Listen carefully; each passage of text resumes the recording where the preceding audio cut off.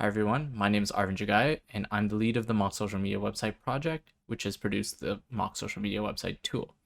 This video is intended to guide you on how to set up the Mock Social Media Website tool locally, that is on a personal computer, on a lab computer, on a university computer, to collect data locally, that is with in-person participants who will come and interact with the computer running the Mock Social Media Website tool in its browser. So what I will go through in this video is what to make sure that you have installed in order to get the tool, how to download the tool onto your computer, and how to configure it before you can deploy it. And lastly, how to actually deploy the tool. So let's start with what you need to have installed. So I'm going to be following the written instructions that are available on the documentation website for the Mock Social Media Website tool.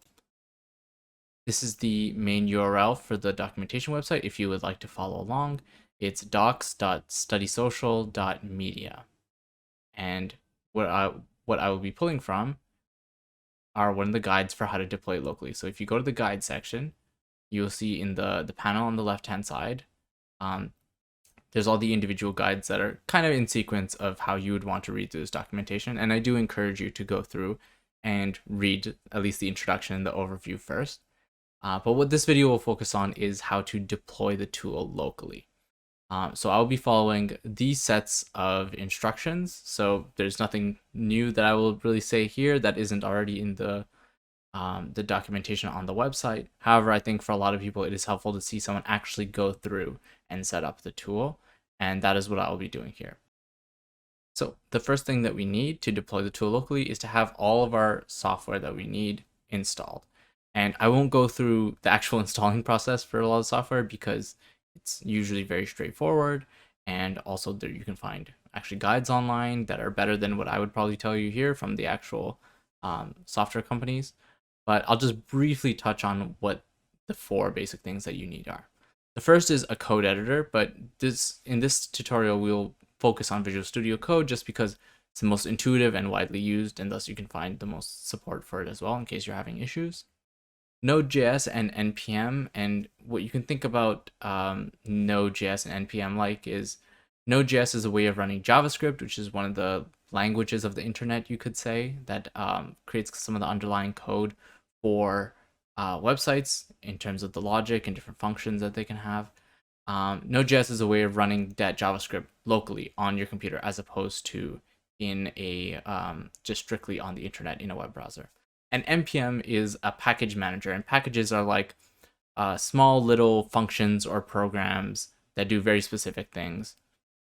And npm helps manage those locally on your computer and helps you install them and do all that without getting too technical with simple commands. The third thing is MySQL. So MySQL is essentially database software. It's a very popular kind of database that you can have.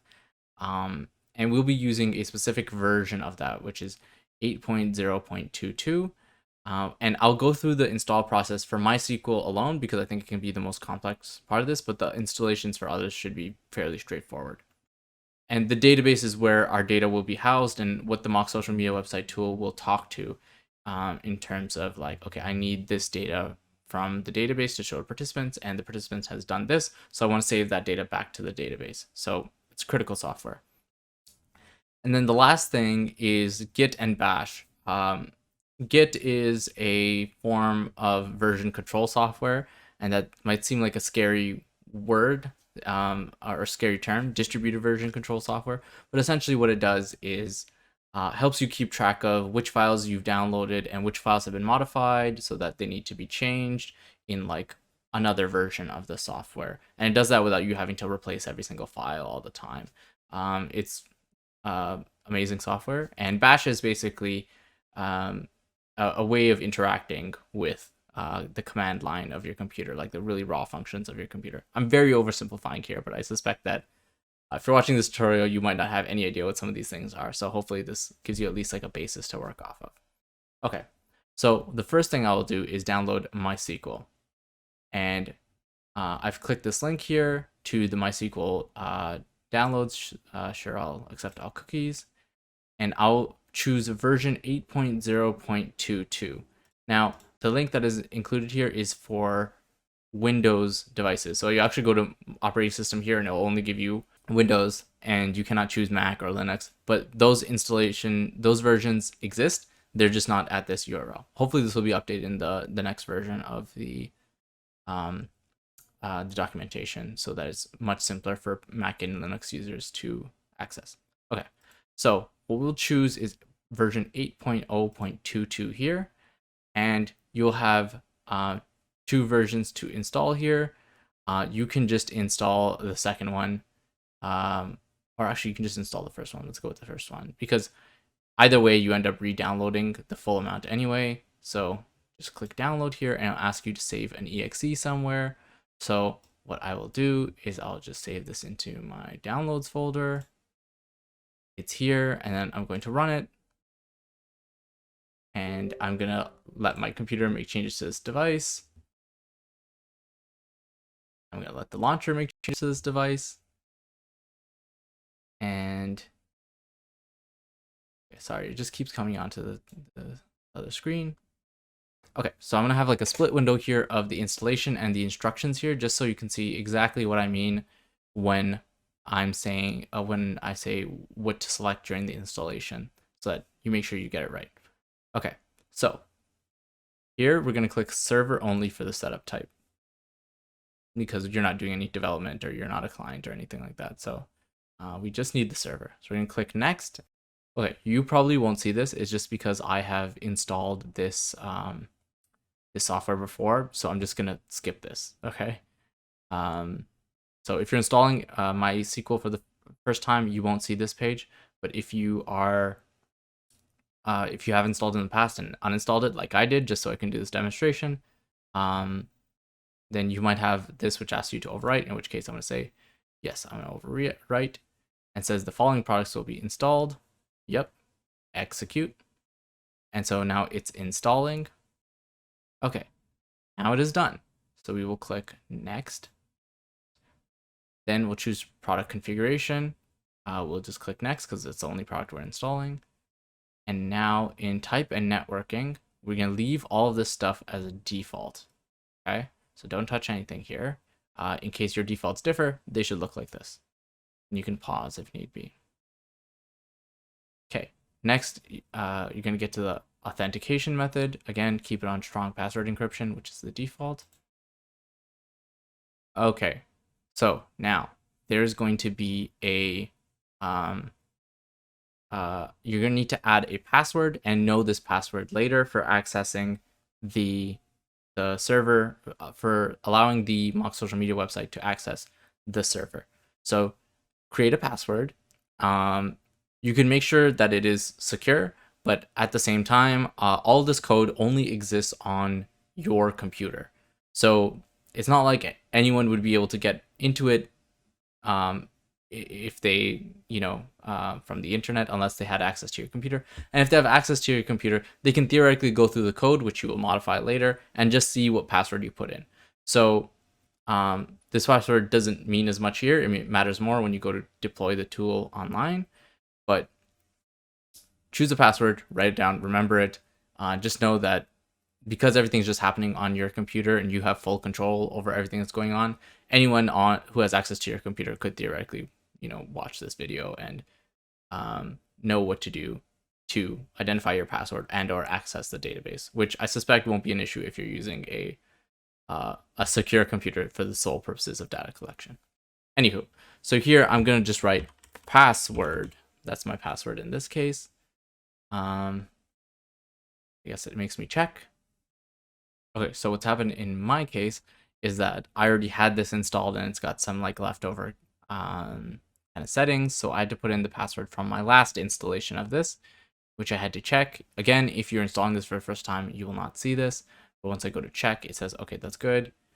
Okay, but if you see it on your computer when you're installing for the first time, it'll ask you to set a password for the first time, in which case just use whatever password that you want. Anyways, next screen, we have configure, we're configuring the Windows service. Again, we're going to leave our defaults here and just click next.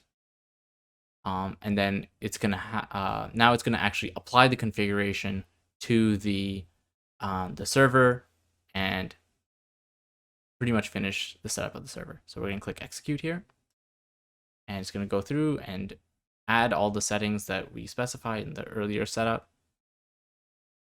And now it is done, and we are done. So finish. And it says walk you through a configuration wizard. You don't really have to do anything. You don't need to view the log. You're done. Okay. So for the other things that you need to download, Node, they're pretty straightforward.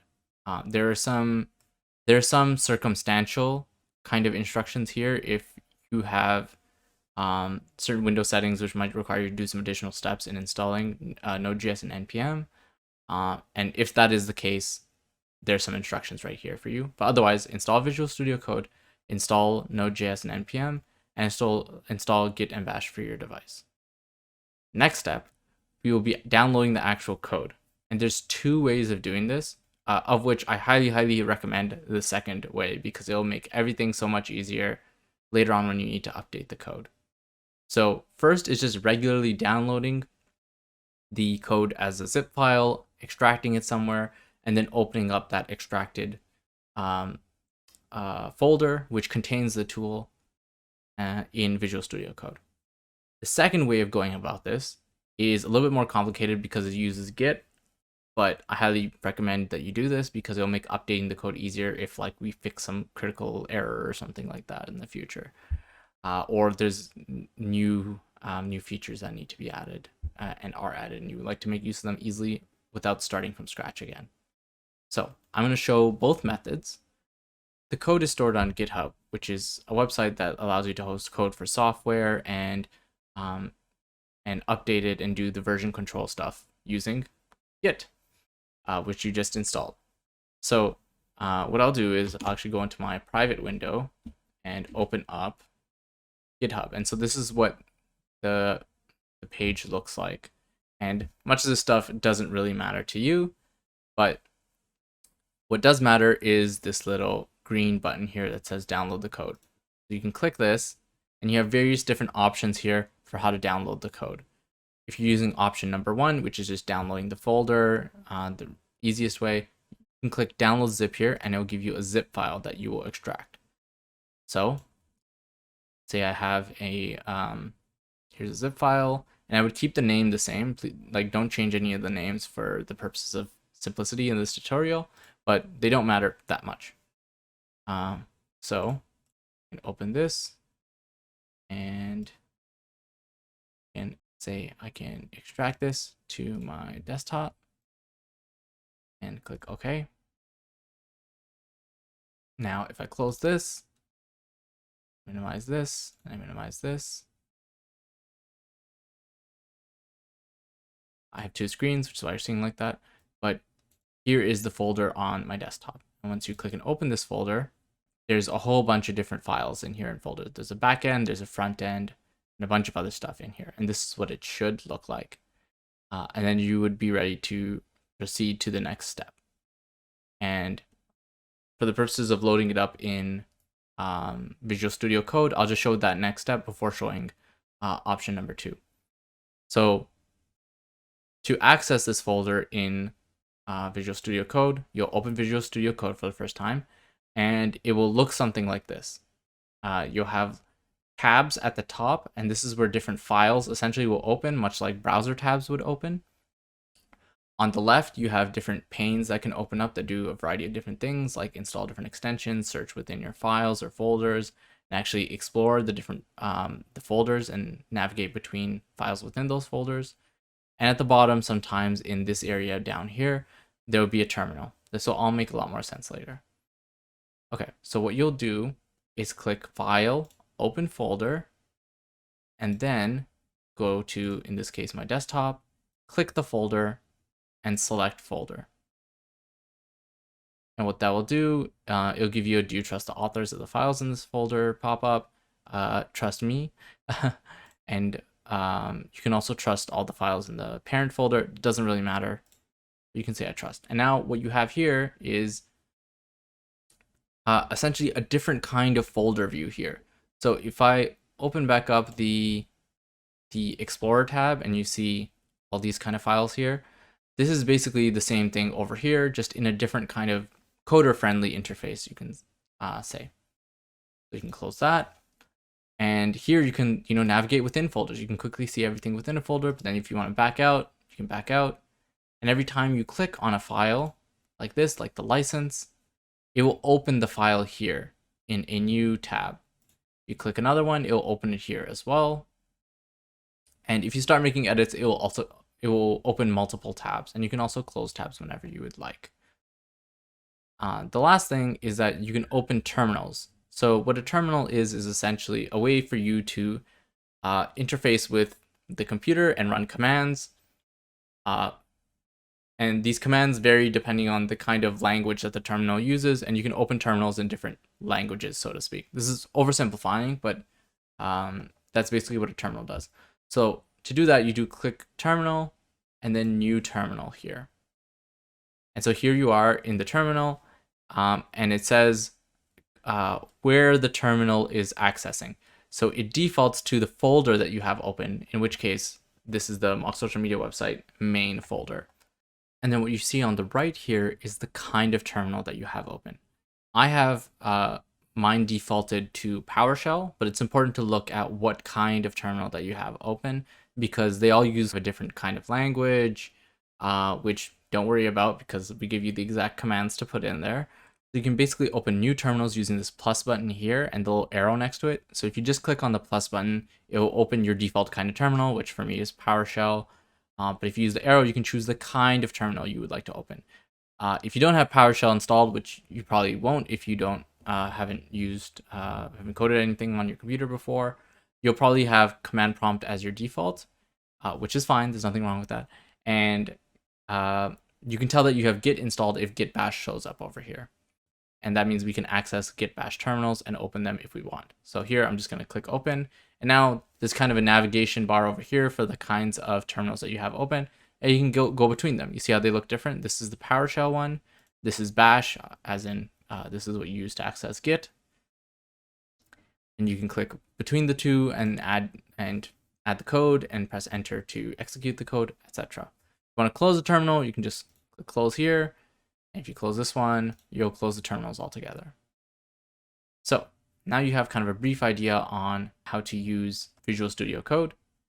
One last thing I'll show you here is that if you go into your terminal and type node, so node-v, and hit enter, it will show you the version of Node that you have installed. So in my case, it's version 12.9.0.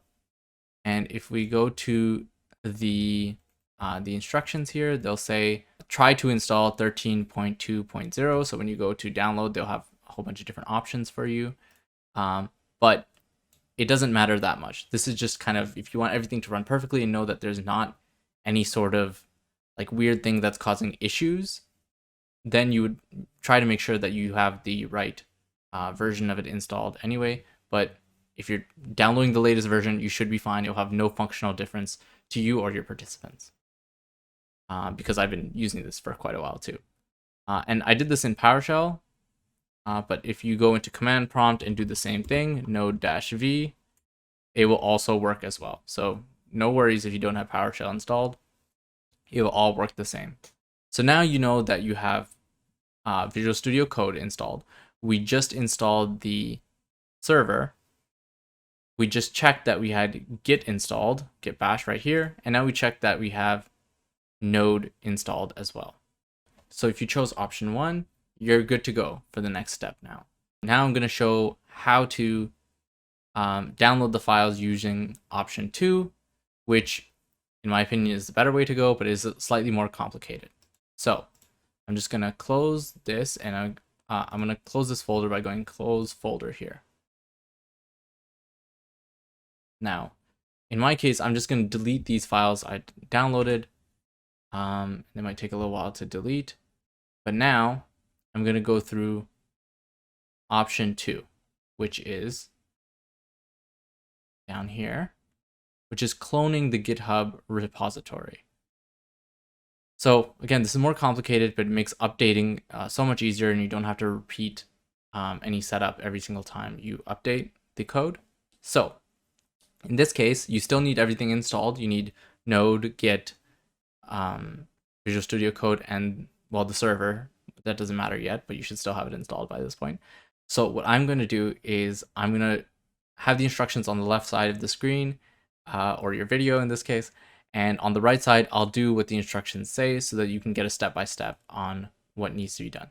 So first thing I'll do is set up a new folder, and I will call this folder mock social media website. Typing on an angle here, so forgive me. Mock social media website main. Okay. And then what I'm going to do next, this is just on my desktop, but again, it doesn't really matter where the folder is. It just needs to be somewhere on your computer. And then I'm going to open Visual Studio Code. I'm going to try and open this folder. So I'm going to go File, Open Folder. I'm going to go to my desktop in this case. I click this folder. I'm going to say Select Folder. So now Visual Studio Code's going to update a little bit. And it should look something like this. Whereas you have this sort of getting started page open, which we don't need, so I'm just going to close. And you're going to have the folder, but the folder we just created is empty. So now we need to fill it full of the files for the mock social media website tool. How do we do that? We're going to use Git to clone the repository, which means that the code for the tool exists on GitHub, and we're going to make a clone of that on our computer. So I'm going to click Terminal, New Terminal here. And I'm going to open a new Git terminal here. So a Git Bash terminal. So it's actually a Bash terminal, not a Git terminal, but here we go. So now we're in a Git Bash terminal. And you'll see that it again defaults to being in the folder that we opened in Visual Studio Code, which is a very helpful feature for Visual Studio Code. So now that we have our Bash terminal open, we're going to go back to the repository page, that is the GitHub page that had the code. And instead of downloading the code via clicking the green button and going to download zip, we're going to use this here, which is kind of the URL you can say for the repository that Git uses to clone the repository. Repository is just a fancy way of saying a place where files are hosted. So everything on Git is contained within a repository, and the mock social media website tool is no exception. So you can click this button here to easily copy it to your clipboard. It's going to minimize this.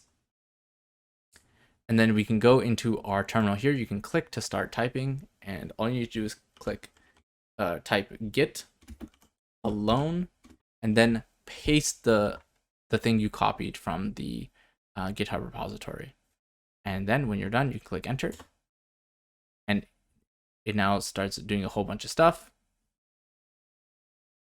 and it's done. So now the files that you need have been downloaded into the folder.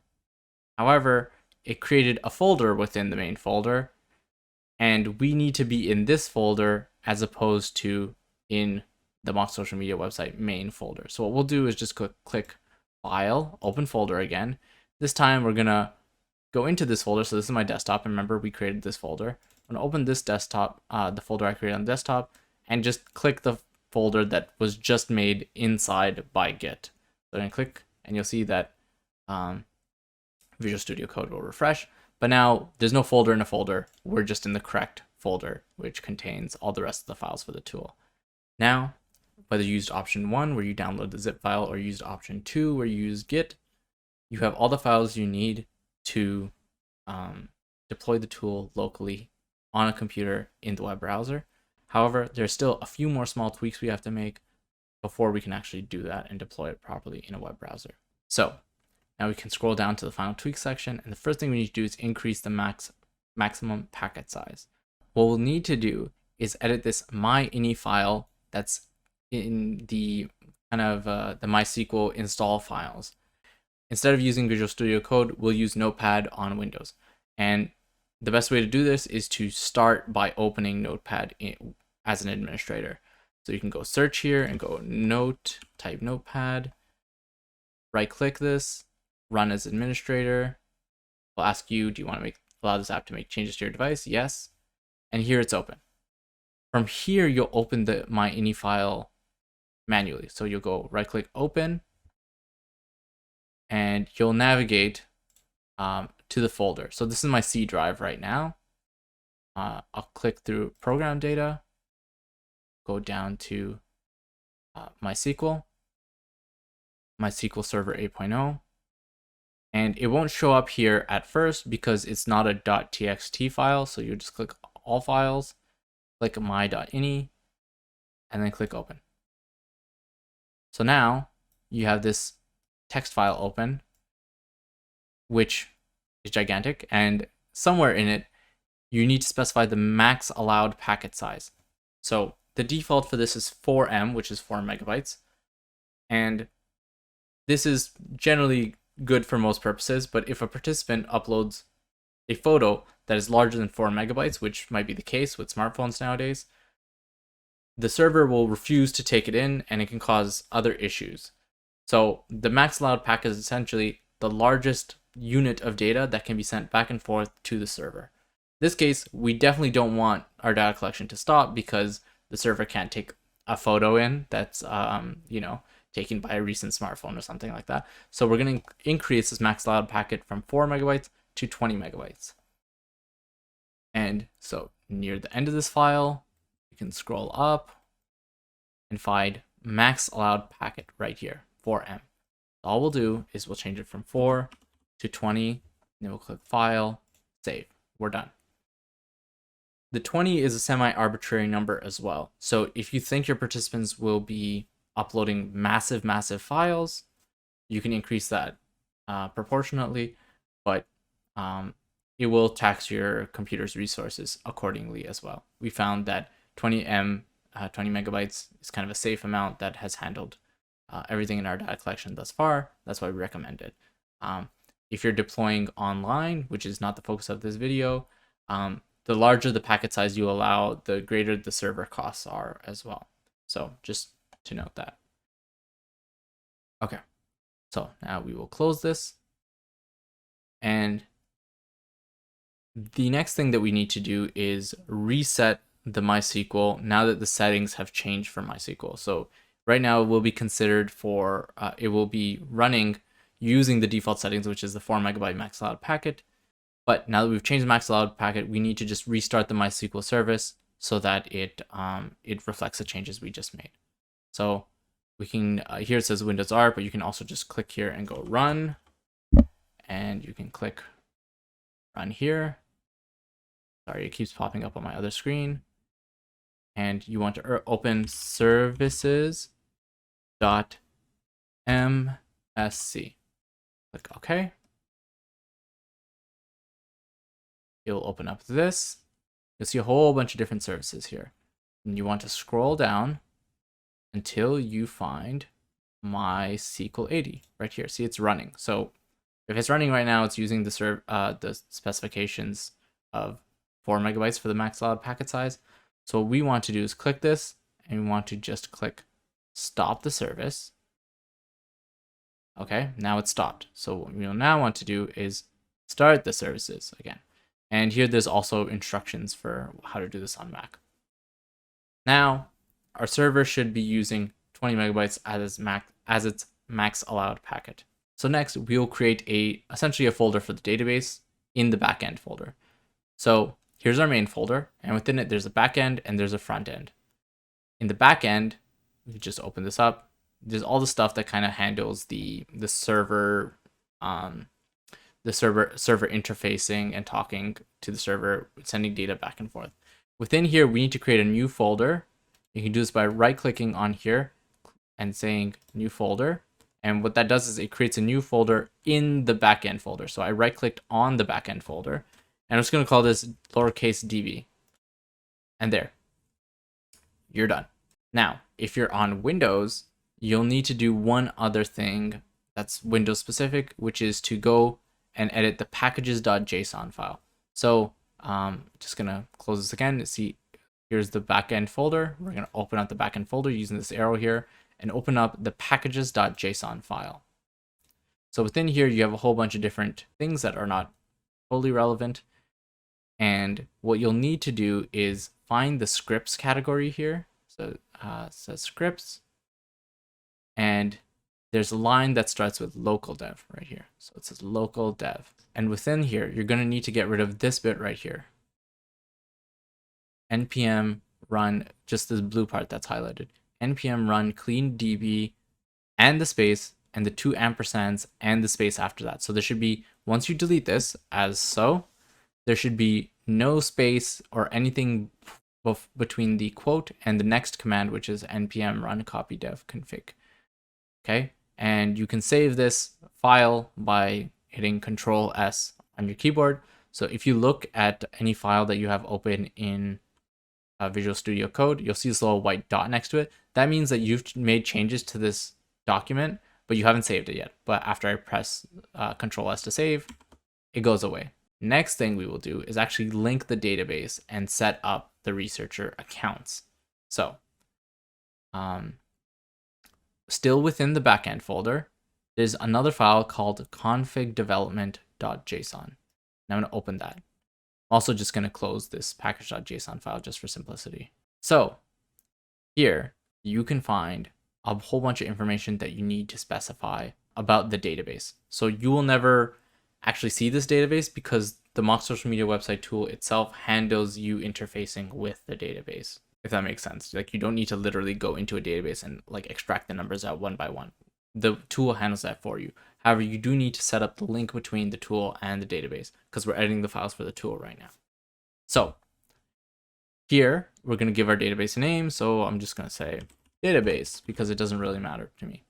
And this is all local on your computer, right? So it's not like anyone who would possibly have access to your computer would have access to this database because it's just local to your computer. So again, do not use this tool on a shared computer if your data is sensitive. Next thing here, you will leave the username as a root. Do not change this. This needs to be a root. The password is the password that you wrote down when you created the MySQL database. So remember, it asked you for a password. In my case, it's root boot. Okay. And that's it. Host needs to be localhost, but that should be default. Port can be anything, but just leave it as the default because it doesn't really matter. And dialect needs to be MySQL.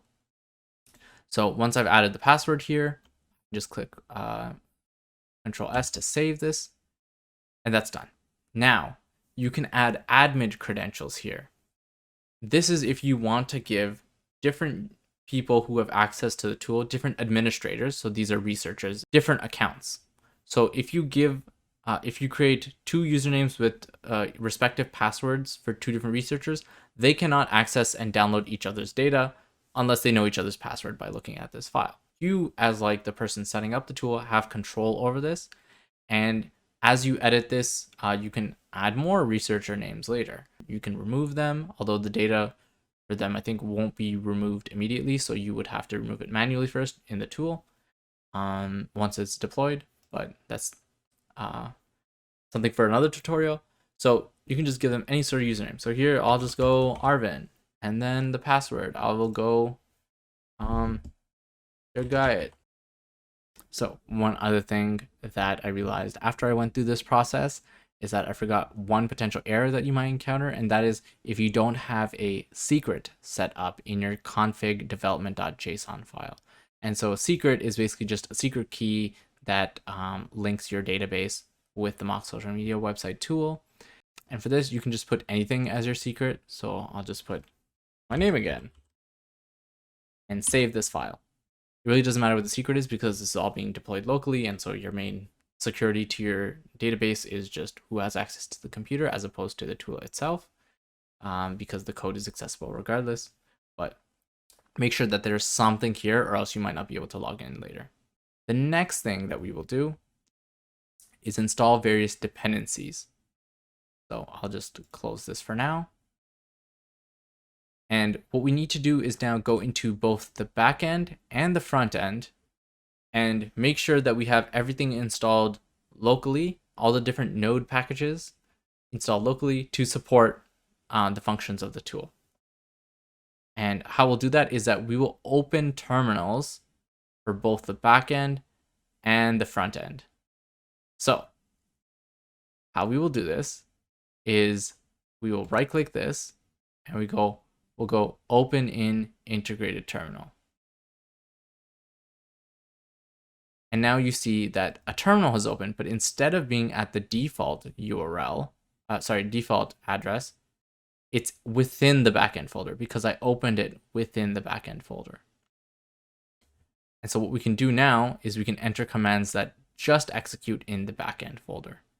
And what we're going to be doing is doing npm install, hitting enter.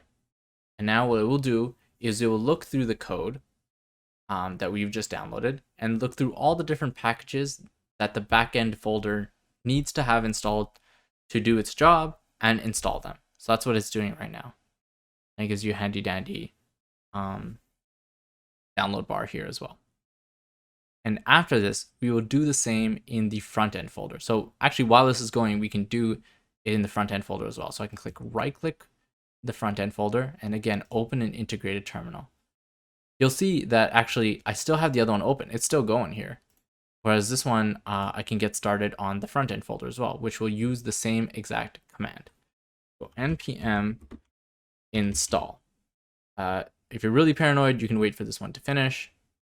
I tend to be paranoid, so I'm going to wait for it to finish.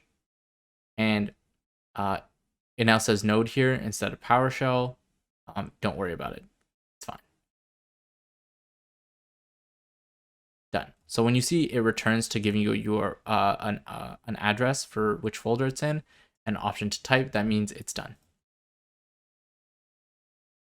And then I'll just go into the front end terminal and type the same thing, npm install, hit enter, and we'll let it do its work. Now that we see here, it's done as well as it's returned to the address and allowing us to input new commands into the terminal, and we are ready to deploy the tool. So I'm just going to close both of these because we don't need them anymore, both of our open terminals for simplicity purposes. And now I'm going to open new terminals, but instead of the regular PowerShell or for most cases, command prompt terminals, we're going to open Git terminals. So actually go terminal, new terminal, and again, it opens a default one with PowerShell, but what we want is we want a Git Bash terminal. So I'll click Git Bash, and I'll remove this default one just for simplicity purposes. And I'm going to open a second Git Bash terminal as well, and this will all make sense in a second. So I'll go back to the first one, and again, they're identical right now because they're situated within the same folder. There's the first one, there's the second one, so they look the same. What we're going to do is we're going to navigate to the back end and the front end respectively in these two terminals. And how we'll do that is we'll type cd, then we'll type backend with a // here in the first one. Hit enter, and you'll see now that the directory for this has changed. It now says /backend at the end. Remember, the remainder of these directories will change based upon wherever you put the original folder for the Mock Social Media website tool. But what's important to see is at the end here, this now says /backend. So I'm going to do the same in the second terminal. I'm going to go cd frontend. I'm going to move my cursor and hit enter. Now this one is in the front end. So what we're going to do is we're going to turn on the back end and the front end each one by one. So I recommend turning on the back end first. So we'll click the back end, click here, go npm run. Sorry, let me just move my cursor here. Run local-dev, just like that, and hit enter. What this is doing is it's actually turning on the interface between the server and the Mock Social Media website tool. This stuff is invisible to you or the participants, but it makes sure that you can recall data from the server, and also when you collect data from participants or create the study yourself, create the conditions and Mock Social Media website interfaces, you can save them back to the server. Everything is stored within the server. As you can see, it's doing something crazy in the terminal, but at the end you have server is running on port 8081. That means you have successfully turned on the backend. Now we can go to our front end terminal and put in a different command, which is npm run start-dev. npm run start-dev. Hit enter. Now it will do its thing as well. Now we're going to keep an eye over here because as it opens up, as it turns on the front end basically means the user interface between you and the tool, which is hosted in your browser. So as you can see, automatically it opened up a new browser tab in my default browser, which in this case is Brave, but this works in any browser. Brave is just a version of Google Chrome that has Google taken out of it. So it's opening up the tool. But as you can see, it's taking a little while because right now it's still compiling the website. But now it says compiled successfully, which means now this should load. And now you have access to the mock social media website tool in your browser. It is officially deployed. Now, where do I go to make studies and configure them? Here is your base URL, which is localhost:8080. This is basically, instead of accessing a website, it's accessing a local server on your computer. So you can treat this like any other website URL. And in this case, we want to go to the admin page. So we'll go localhost:8080/admin. So now that we've gone to the /admin page, you can just type in the username and the password that we added to the config files in the backend folder. In which case it was just my name. It was Arvin, and then my last name, Jagayat. Click sign in, and bam. Sorry, that's just my password manager. I'm in the tool. You can see here I have my data settings here. There's no data right now. You can now create a condition here. That condition can show up. It will have an access code, and then the access code will show up on its own unique URL after the localhost:8080. The tool is working both for researchers to create studies with and participants to access the studies with. Congrats. It's not too difficult of a process, but there's a lot of steps and it can be a little finicky, especially if you're uncomfortable with the kind of software or coding involved. So the last thing I'll show you in this video is how to turn off the tool. And this doesn't mean that your data goes away. It just means that it's not constantly running in the background on your computer, both the front end and the back end. And you can just, it's good practice to turn it off and then turn it back on manually. So how you can do that is by using a Control-C command on your keyboard in both the terminals. So let's go to the front end first. I'll turn them off in the reverse order that I turned them on. You can just click anywhere here and then go Control-C. And now it goes back to this address allowing us to input new commands because nothing is running right now. If I go to the backend right now and I do the same, I do Control-C, again, it stopped working. Now, if I actually go to the URL right now and I try to refresh it or do anything, it won't be able to find it because it's actually turned off. Those URLs only work when it is turned on. Now, I lied. The actual last thing I'll show you in this video is how to update the tool when we release new updates to it. So there's two ways of going about this. One is if you chose option one before, which is just downloading the folder and unzipping it somewhere and then opening that folder in Visual Studio Code, you will basically go back to the mock social media website repository on GitHub and then click the green download button, download a new zip, and overwrite all the old files.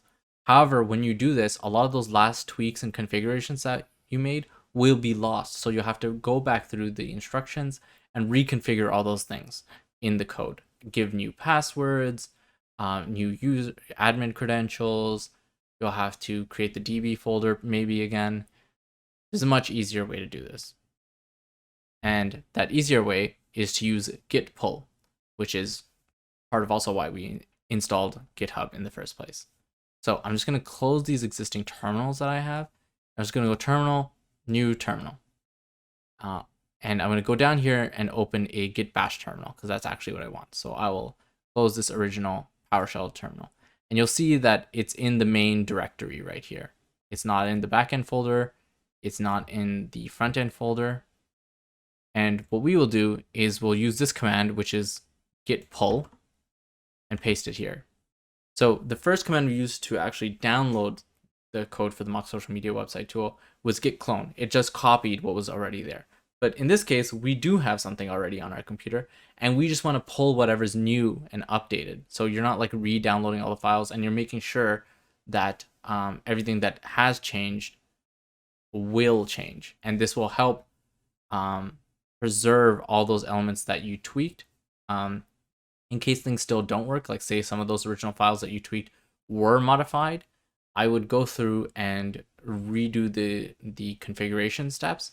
However, git pull usually preserves modifications to specific parts of code.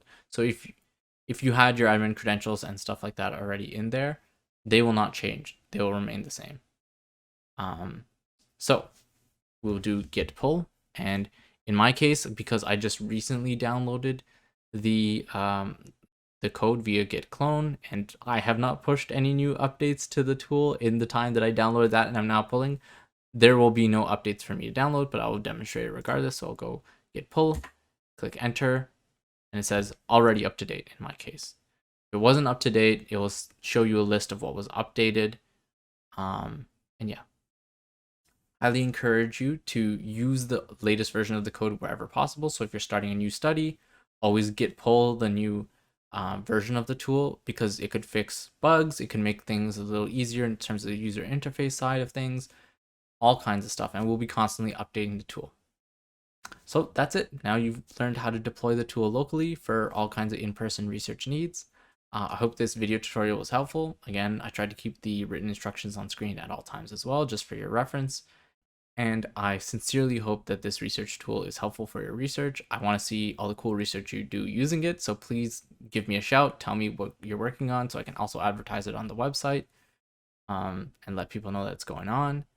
And if you have any questions, please don't hesitate to email me. I'm quite responsive, and I'll try to help you out wherever I can. Thank you and happy researching.